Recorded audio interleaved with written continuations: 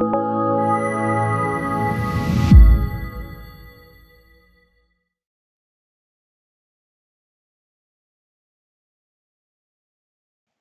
Jacob Hornberger, president of the Future of Freedom Foundation, and this is episode 25 of my series on the JFK assassination. 1 week after the assassination of President John F. Kennedy, President Lyndon Johnson appointed a commission to ostensibly investigate the assassination. The commission came to be known by the name the Warren Commission, named after the Chief Justice of the United States, Earl Warren, who Johnson had appointed chairman. The other members of the commission were as mainstream establishment figures as Warren was. Members of Congress, a former member of the World Bank, even Allen Dulles, the former director of the CIA, who Kennedy had fired in anger after the debacle of the Bay of Pigs. He was also on the commission. Now, shortly after the commission came into existence, Earl Warren calls a super secret meeting of the commission. Top secret. And at that meeting, he tells them that he has come by information that is very discomforting.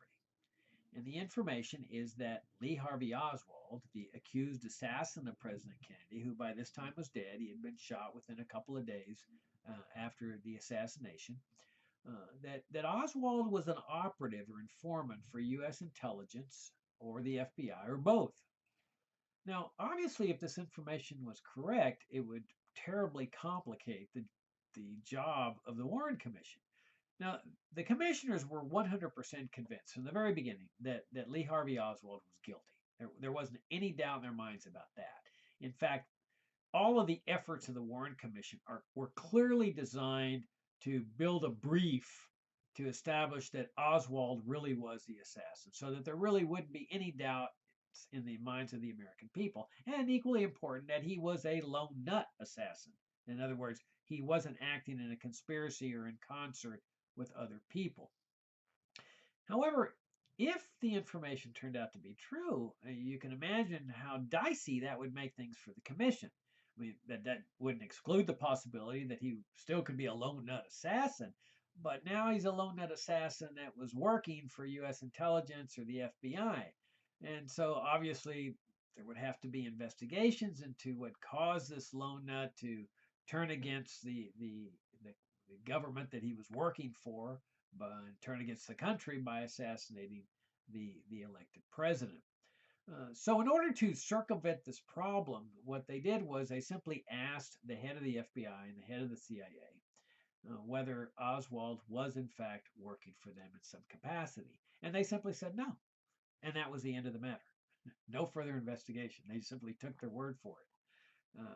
So they proceeded on with the assumption that Oswald was just the pure lone nut assassin with no connection to the FBI or to U.S. intelligence, whether the CIA, Navy intelligence, or whatever. And yet, as we examine the life and the history and the context of Oswald's life, the circumstantial evidence and reason and logic established beyond any reasonable doubt that information that Warren had come by was absolutely true and correct. That Oswald had been working as an operative or informant for U.S. intelligence, CIA, Navy intelligence, or the FBI, or some combination of all of the above. Now, if you go back into Oswald's teenage years, this is a period of time when he was learning communism and studying communism. And so this is why the mainstream media and the historians, always emphasize, well, this guy's been a communist since the very beginning, practically, of his life. But if you look back at Oswald's favorite television program, it tells a different story when he was a kid. His favorite television program was a program called I Led 3 Lives. They've got segments on YouTube. I would recommend watching 2 or 3 segments. It really is interesting. It revolves around a man who is an FBI guy or federal man, G-man, whatever, who is posing as a communist. And posing as a communist, he goes into communist cells to infiltrate them and ferret them out and then report back to his superiors at FBI headquarters, in which case, by the end of the segment, they've destroyed this communist cell and protected America. Now remember, this is the height of the Cold War. This is the 1950s, where everything is, everybody's scared to death of the communists. The communists are coming to get us. There's even a movie, I think it was in the 60s, say, the Russians are coming, the Russians are coming. I mean, if you look at the obsession about the Russians today, multiply it by about 1,000. And that's what life was like during the Cold War. I mean, you had the Russian communists. That's where the conspiracy was supposedly based, the worldwide conspiracy to take over America and the world. But I mean, you had the communist Chinese, and you had the North Korean communists, and the Vietnamese communists, and the Cuban communists, and then you had Arbenz over there in Guatemala, who they ousted in a coup in '54. Iran, Mossadegh, who supposedly had communist leanings. So this notion was that the communists were coming. They were everywhere. And so this was the mindset. But Oswald is growing up in this milieu, and he likes this program. It's his favorite program. And then he proceeds to study communism, and then he joins the Marine Corps. Now, ask yourself, how many communists do you know have ever joined the Marine Corps? I mean, does that make any sense at all? I mean, the Marines hate communists. They had just killed millions in conjunction with the army, millions of communists in North Korea, or at least in their mind, they were all communists, and they were carpet bombing the cities and towns because in their mind, every North Korean's a communist, and so it's like no big deal to kill them all. And so you're going to tell me that a communist is going to join the Marine Corps, knowing that the Marine Corps has just killed millions of his fellow communists? That makes no sense at all. And remember, the Korean War there was never a treaty to resolve it. It was just suspended. And so there was the distinct possibility that that war could resume at any time, especially in the late 50s. And so Oswald is going to join the Marine Corps, where he knows he might be called up immediately or transferred to Korea to go out and kill his fellow communists. Does that make any sense? So, in his time in the Marines, Oswald is stationed at Tsugi Air Force Base in Japan. That's where the CIA's top secret airplane was flying out of, their spy plane called the U-2. That was flying over the Soviet Union, taking pictures and so forth. What are the chances that the military is going to have a committed communist over there at a top secret base where they're flying the top secret plane of the CIA, the U-2? Then Oswald, somehow or another, learns fluent Russian while he's in the military. Now, if you've ever studied a foreign language in school, you know how difficult it is. I mean, you can take classes and you can learn a few rules of grammar and the vocabulary, but to get fluent, it's almost impossible unless you're speaking it and practice speaking it. And yet here's a guy that's in the Marines. I mean, this guy's regular job as a Marine that somehow or another masters the Russian language. Not very likely. Not on his own. This is the type of thing you need tutors. You need people that you're conversing with. You need a language school, all of which, of course, are found in the military and in the State Department. Now, Oswald was also at this time studying Marx and kind of pronouncing himself a communist while he's in the Marines. Now, the reason this is so humorous is because, remember, height of the Cold War. They're looking for communists everywhere. They're destroying communists. You've got the military, the CIA, and the FBI who are obsessed with the U.S. Communist Party. They think it's the trying to take control politically, and they're going to destroy America from the inside. So that they're over there infiltrating the Communist Party, trying to destroy it.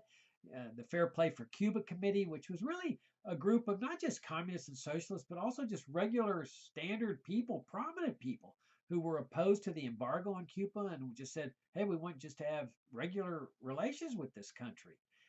The CIA and the military and the FBI were hell-bent on destroying the Fair Play for Cuba Committee. They were infiltrating it.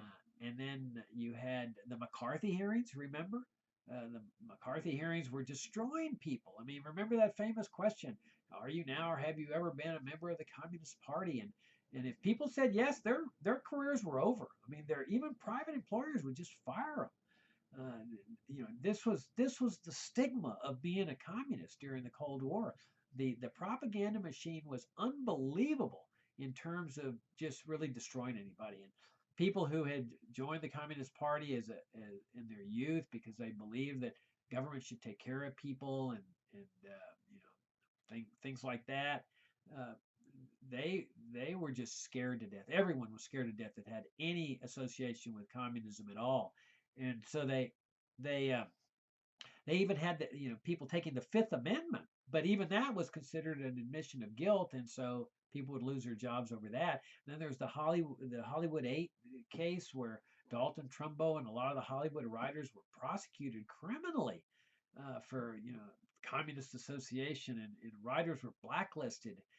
There was rumors that there were communists in the army, like Oswald, and even some right wingers were even saying that President Eisenhower was an agent of the communist conspiracy. So there was this obsession with communism, but when it comes to Oswald, here he is in the military, and he's saying, "I'm a communist. I'm studying Marx and stuff." And his peers in the military called him Oswaldovich openly. It was kind of like a joke. Now, do you really think the military at the height of the Cold War would let Oswaldovich just carry on like normal, learning Russian and so forth? I mean, it's clear that everybody understood that Oswald was a special case here, and no doubt being trained as a communist to be a communist infiltrator, just as they were infiltrating other organizations. But this time, Oswald infiltrates the Soviet Union, which the U.S. national security establishment was obsessed with. It was a tightly controlled society that it was difficult to get information about them. What are their economic conditions? What are their military conditions? And so they would interview tourists when they came out of the Soviet Union, say, "What'd you see? What's their standard of living like? What were the stores like?" They wanted to know everything. And so here, Oswald has all the characteristics of a professional infiltrator on behalf of the U.S. national security establishment. They even let him out of the military 6 months early because he said his mother was sick. Well, it turns out his mother wasn't sick at all. It was just to get him to Russia to supposedly try to defect. So he walks into the U.S. embassy and he tells them in there, "I'm going to defect to the Soviet Union. I'm sick and tired of America. I'm a communist, and I'm going to give them all the secrets I have." Well, instead of arresting him, right there, which they could have done. I mean, look how they've treated Edward Snowden. Right here, this is a guy that all he did was disclose truthful information about the inner workings of the national security establishment. Or Julian Assange, who through WikiLeaks disclosed, some of the nefarious dark things the military was doing. I mean, remember John Patrick, John something John Lind, the American Taliban guy who happened to catch himself on the wrong side of the fighting in Afghanistan, and they found out he was an American, and they stripped him naked and they put him on a gurney and they tortured him and humiliated him and brought him back and sent him to jail for umpteen years. Okay, this is how we expect them to treat people. Okay, uh, but Oswald, he goes into the embassy and says, "I'm a communist and I'm going to defect to the Soviet Union. And I'm going to give them all my secrets," which presumably included whatever he knew about the U-2 flyer. They don't do anything. The guy there is just very friendly. Well, Mr. Oswald, look, let me keep your passport and come back Monday, and maybe you'll change your mind. People do change their mind. Well, Oswald is able to finagle his way into the Soviet Union, and they were suspicious of him. But he ends up staying there, I don't know, a year and a half or so, and he meets a Russian woman whose uncle is in Russian intelligence, so she has communist connections. But at one point, Oswald decides he wants to come home. He's had his fill of the communist society, and man, you would think that all the doors open for him. I mean, here's got a commie wife, and man, no problem. Here's a guy who supposedly defected, that was going to give up secrets, and coming home with a commie wife. There was a group called Travelers Aid that says, "We will help you with this money financially to come home." And so you've got this anomaly of like simultaneous universes taking place here. parallel universes. You've got here this universe over here that we all live under, where the McCarthy hearings and Dalton Trumbo and everybody's a communist and people's lives are being destroyed. And here over here, this other universe, this man is just sauntering across the Cold War stage of history with nary a care.